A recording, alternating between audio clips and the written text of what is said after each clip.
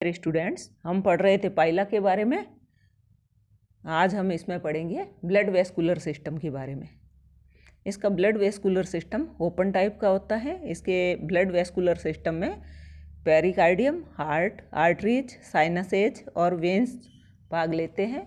Pericardium यह thin walled ovoid sac होता है जो कि स्टमक और डाइजेस्टिव ग्लैंड के अग्रभाग में स्थित होता है। इसमें हार्ट के दोनों चैम्बर्स, मेन एरोटिक आर्चेज और एरोटिक एम्पुला इसके अंदर बंद रहते हैं। हार्ट जो है इसमें एक ऑरिकल और एक वेंट्रिकल होता है जो कि पेरिकार्डियम के द्वारा एनक्लोज्ड रहते हैं या उसमें बंद रहते हैं। हार्ट मायोजेनिक प्रकार का होता है, यानी पेशीय प्रकार का हार्ट इसमें पाया जाता है। ऑरिकल जो है वो थिन वॉल्ड होता है, हाईली कॉन्ट्रेक्टाइल सैक होता है और मोर और लेस ट्राइएंगुलर इन शेप होता है, त्रिभुजाकार होता है। The afferent ctenidial vein from the ctenidium and efferent renal vein from the posterior chamber of the renal organ open into the apex of the auricle. तो यहाँ पर इसके अग्रभाग में, शीर्ष भाग में एक तो इफरेंट टिनिडियल वेन आकर के खुलती है और इफरेंट रीनल वेन आकर के खुलती है, और इसके थोड़ा सा पीछे की तरफ पल्मोनरी वेन जो है वो आकर के खुलती है। ऑरिकल जो है वेंट्रिकल के साथ में ऑरिकुलो वेंट्रिकुलर अपर्चर की सहायता से खुलता है और यहाँ पर दो सेमीलूनर वाल्व उपस्थित होते हैं, जैसा कि डायग्राम में दिखाया गया है। ऊपर की तरफ ऑरिकल स्थित है। ऑरिकल में 3 वेन्स आकर के खुल रही हैं, efferent renal vein, efferent ctenidial vein and pulmonary vein. नीचे की तरफ वेंट्रिकल है और वेंट्रिकल के नीचे की तरफ एरोटा निकला हुआ है, और यह एरोटा 2 भागों में डिवाइडेड है। सिफेलिक एरोटा, जिसमें एक बल्ब लाइक स्ट्रक्चर है जिसको एरोटिक एम्पुला कहते हैं, और सेकंड जो है वो है विसरल एरोटा। तो जैसा कि नाम से ही पता है, सिफेलिक एरोटा यह शीर्षस्थ भाग की तरफ जाता है और विसरल एरोटा जो है बॉडी के विसरल ऑर्गन्स की तरफ जाता है। इसका वेंट्रिकल जो है वो ओवॉइडल शेप का होता है और यह थिक स्पंजी वाल का बना हुआ होता है, और इसमें से एरोटिक ट्रंक जो है वो नीचे की तरफ से निकलता है और 2 भागों में डिवाइड होता है, जैसा कि अभी मैंने आपको बताया था cephalic aorta and visceral aorta में। वेंट्रिकल से जहाँ पे और एरोटा निकलता है वहाँ पर 2 सेमीलूनार वाल्व पाए जाते हैं जो कि ब्लड को वापस वेंट्रिकल में आने से रोकते हैं। Arteries from the ventricle arises an aorta or aortic trunk which divides into 2 branches, cephalic aorta and visceral aorta. The cephalic aorta has a bulbous outgrowth called aortic ampulla. तो यहाँ पर एक बल्ब लाइक स्ट्रक्चर होती है cephalic aorta पे, जिसको erotic ampulla कहते हैं, जो कि सर्कुलेशन ऑफ ब्लड और ब्लड प्रेशर को कंट्रोल करने में मदद करता है। एरोटिक एम्पुला जहाँ पे सिफेलिक एरोटा में खुलता है वहाँ किसी भी प्रकार का वाल्व नहीं पाया जाता है। सिफेलिक एरोटा जो है वो हेड और बकल मास को आर्टरीज भेजता है, जबकि विसरल एरोटा से विसरल मास को आर्टरीज जाती है। सिफेलिक एरोटा यह जो है एरोटिक एम्पुला के जस्ट बाद में शुरू होता है और इसमें से 3 आर्टरीज निकलती हैं, cutaneous artery, oesophageal artery and left pallial artery. Cephalic aorta के अंदर की साइड में एक आर्टरी निकलती है जो कि पेरिकार्डियम को जाती है, रीनल चैम्बर को जाती है and to a portion of genital organs, इसको कहते हैं pericardial artery. The main trunk of cephalic aorta gives off numerous small branches of the esophageal area and a large branch to the right side which finally gives out। तो इसके right side से जो निकलती है वो है right pallial artery, right siphonal artery and penial artery. तो right जो पेलियल आर्टरी है वो मेंटल के राइट भाग को ब्लड सप्लाई करने का काम करती है, right siphonal artery right nuchal lobe को, और पेनियल आर्टरी जो है कपलेटरी ऑर्गन्स को ब्लड सप्लाई करने का काम करती है। कुछ ब्रांचेज और निकलती हैं, जैसे कि रेड्यूलर सैक आर्टरी, रेड्यूलर सैक को, optic artery, I stocks and I को, एंड टेंटिकुलर आर्टरी टेंटाकल्स को, एंड पीडल आर्टरीज फुट को ब्लड सप्लाई करने का काम करती है। नेक्स्ट है विसरल एरोटा। तो यह विसरल मास में प्रवेश करता है और इसमें से भी कई सारी शाखाएं निकलती हैं। पेरिकार्डियल आर्टरी, यह पेरिकार्डियम, स्किन और डाइजेस्टिव ग्लैंड्स को ब्लड सप्लाई करता है। गैस्ट्रिक आर्टरी यह स्टमक को ब्लड सप्लाई करता है। और कई सारी स्मॉल इंटेस्टाइनल आर्टरीज पाई जाती हैं जो कि इंटेस्टाइन को, और कई सारी रीनल आर्टरीज पाई जाती हैं जो कि पोस्टीरियर रीनल चैम्बर को, और एक हिपेटिक आर्टरी पाई जाती हैं जो डाइजेस्टिव ग्लैंड्स एंड गोनाड को ब्लड सप्लाई करने का काम करती है। कई सारी छोटी आर्टरीज पाई जाती हैं जेनाइटल डक्ट के टिप पर, और finally visceral aorta terminates in rectal वाल, और विसरल एरोटा जो है वो रेक्टल वाल में जाकर के समाप्त हो जाता है।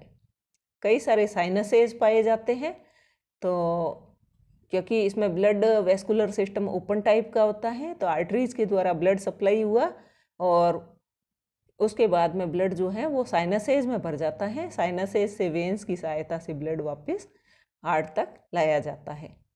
तो the blood after being distributed to the various body parts through the arteries and their branches passes into small lacunae which in turn unite to form large sinuses. और 4 मुख्य साइनस जो हैं वो बॉडी में पाए जाते हैं। फर्स्ट है एंटीरियर पेरीविसरल साइनस, यह जो है फुट और पेलियल कैविटी के फ्लोर के नीचे की तरफ होता है और एलिमेंट्री कैनाल के एंटीरियर पार्ट को सराउंड किए हुए होता है। यह सिफेलिक एरोटा से ब्लड को इकट्ठा करता है और सिवाय पेरिकार्डियल आर्टरी के कुछ ब्रांचेज जो है विसरल एरोटा की इसमें आकर के खुलती है। सेकंड है एंटीरियर पेरी इंटेस्टाइनल साइनस, यह columnar axis next to the intestine and terminal part of the genital duct के यह मौजूद होता है and runs along the coils of the intestine up to the junction of the anterior and posterior renal chamber तक यह फैला हुआ होता है और यह जो है विसरल एरोटा से आने वाली शाखाओं से रक्त को इकट्ठा करने का काम करता है।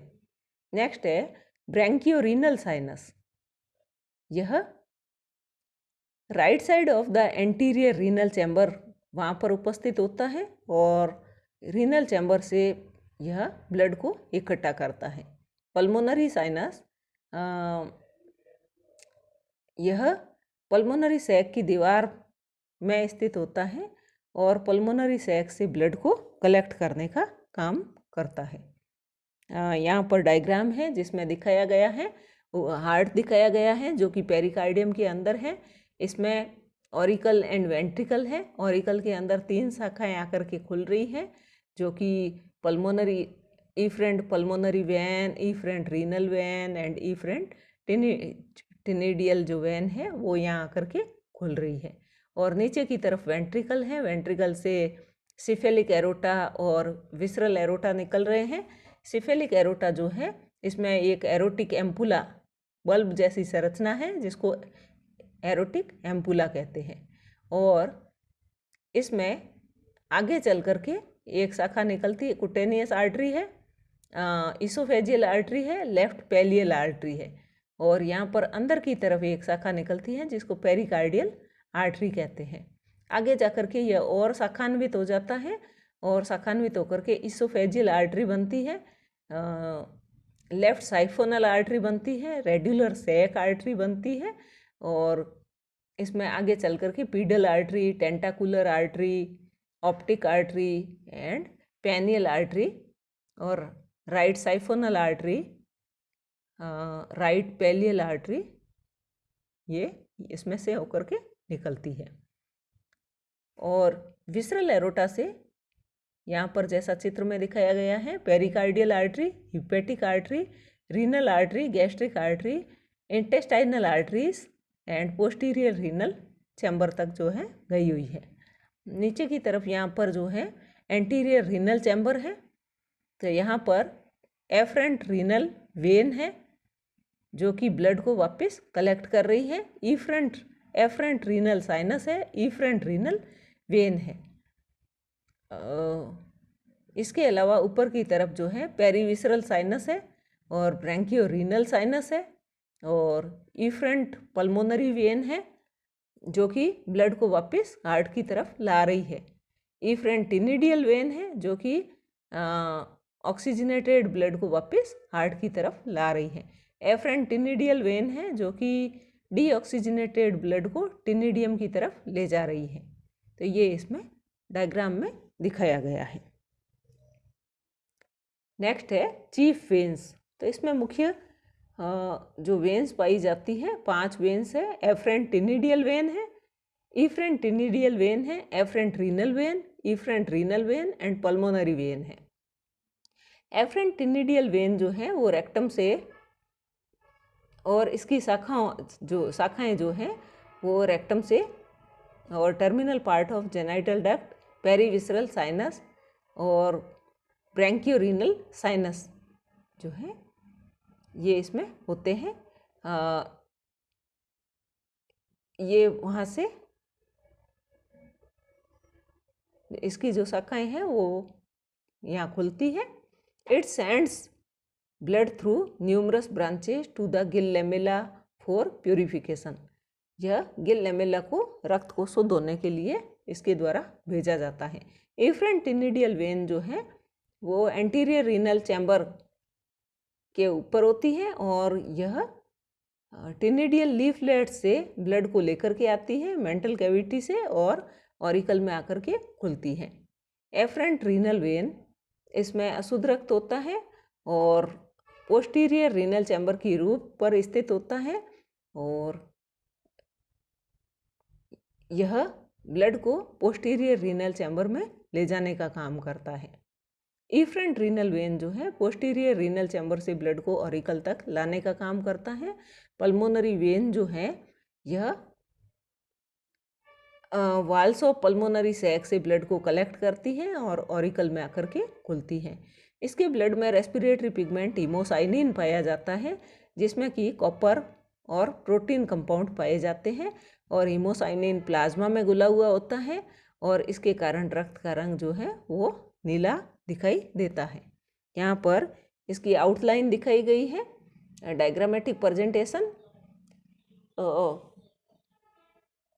सिफेलिक एंड विसरल एरोटा जो कि वेंट्रिकल से निकले हैं, नीचे की तरफ ऑरिकल है जो वेंट्रिकल से जुड़ा हुआ है। ये सिफेलिक एंड विसरल एरोटा जो है डिफरेंट ऑर्गन्स ऑफ बॉडी को ब्लड ले जाते हैं और ये वापस आकर के वहाँ से आने वाली जो शाखाएं हैं वो perivisceral sinus and peri intestinal sinus, 2 sinuses में खुलती हैं। पेरीविसरल साइनस जो है वो पल्मोनरी सैक में जाता है और पल्मोनरी सैक से जो है पल्मोनरी वेन में ब्लड आता है और वहाँ से यह शुद्ध रक्त जो है वो ऑरिकल में आता है। पेरीविसरल साइनस और पेरी इंटेस्टाइनल साइनस से आगे 2 शाखाएं निकलती हैं। पेरी इंटेस्टाइनल साइनस से afferent renal sinus and efferent